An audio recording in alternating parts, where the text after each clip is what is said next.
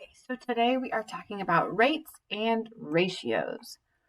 So it says Max Farm has a total of 15 horses and 27 cows. What is the ratio? And a ratio is just another word for fraction. So whenever you see this word ratio, you can think of it as a fraction. Sometimes they write it with like a colon, like a number and then a colon and then another number, but that was more in elementary and middle school. Mostly for high school and moving forward, we will see them as fractions. So what is the ratio of horses to cows? Now, if you were going to write it with the semicolon, you would put horses first, then cows. So you would say 15, semicolon for 2, and then 27. But since we are mostly going to be dealing with fractions now, let's go ahead and put that as a fraction. So horses will be on top. Whatever comes first goes on top. And then cows would be on bottom.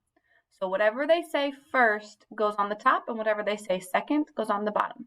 So the ratio of horses to cows would be 15 to 27, because there's 15 horses and there's 27 cows. So that's the ratio. But of course we need to simplify it. It says in simplest form. Some of you might be able to look at this and tell that you can divide top and bottom by 3 to simplify, but a lot of us aren't going to be able to look at it and tell. So make sure you use your calculator. Go to the calculator, type in 15 divided by 27. Now we don't want this decimal, we want the fraction in simplest form. So we're going to go back over to this blue button and change it back to a fraction, and it will reduce it for you. So that reduces to 5/9. Okay, so we're back to this page. We said that the calculator reduced it to 5/9. So the ratio of horses to cows is 5 to 9. A class has 35 students. 15 are boys and the rest are girls. What is the ratio of girls to total students? Okay, so it says ratio, so we know we're going to be most likely writing a fraction. And we want girls, that's the first one, and remember the first goes on the top, to total students is the second one, and the second goes on the bottom. So there's 15 boys, but it doesn't ask for boys. Well, let me just rewrite this. The first was girls, and the bottom or the second was total. So 15 doesn't actually go in our ratio anywhere, but we do use 15 to figure out how many girls there are.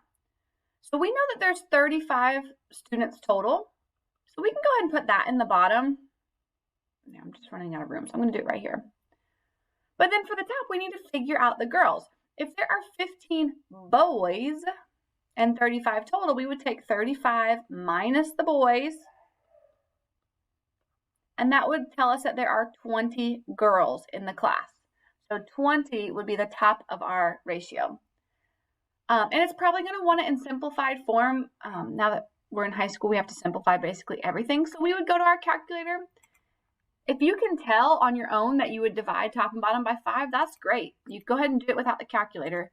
If you can't tell, oops, I just put the wrong number. Stop. If you can't tell, then just type it in your calculator. When it gives you the decimal, go over here and hit that blue fraction button, and that will reduce it for you. So it reduces to 4/7. So our final answer here would be 4/7. Depending on how the multiple choice answer writes, it could also be written as 4:7. Either way.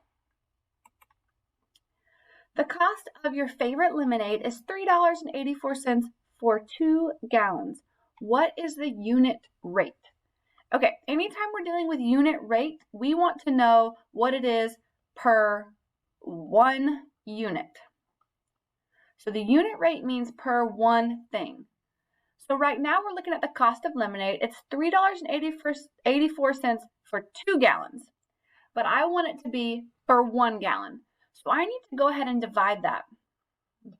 $3.84 divided by 2, because that's going to tell me what it is for just 1 gallon.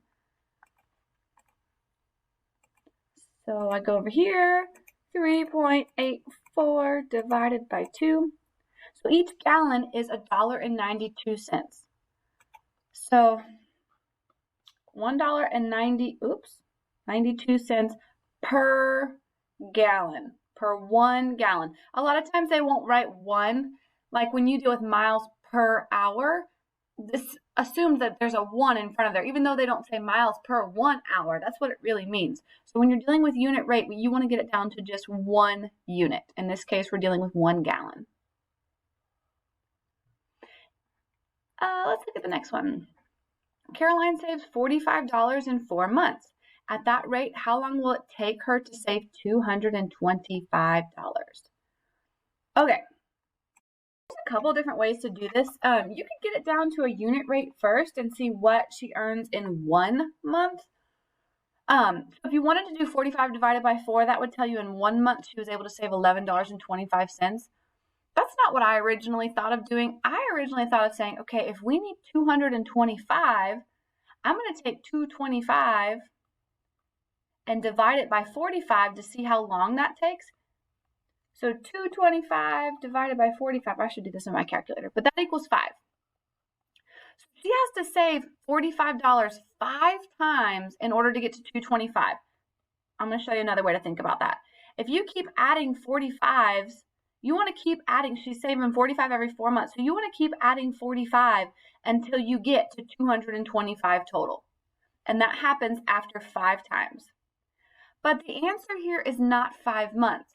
She's going to have $225 in 5 months because it takes her 4 months for every $45.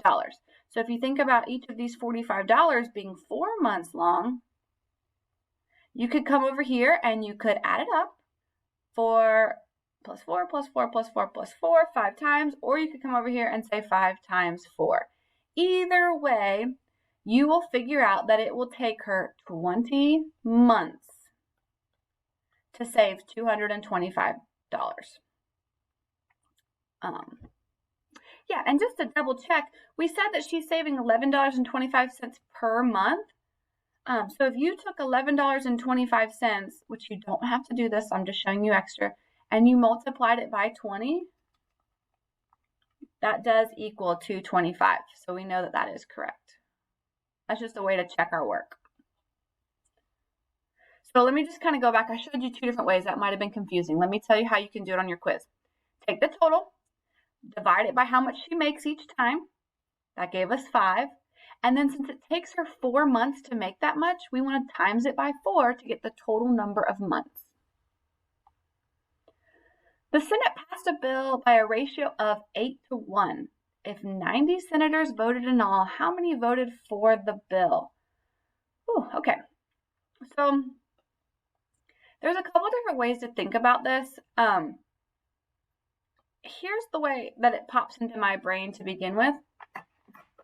It's 8 people. If it's a ratio of 8-to-1, the top is the yeses and the bottom is the noes. Because it says it passed the bill by a ratio of 8-to-1, that means that for every 8 people that said yes, 1 person said no. It doesn't mean just 1 person total. It means that's the ratio.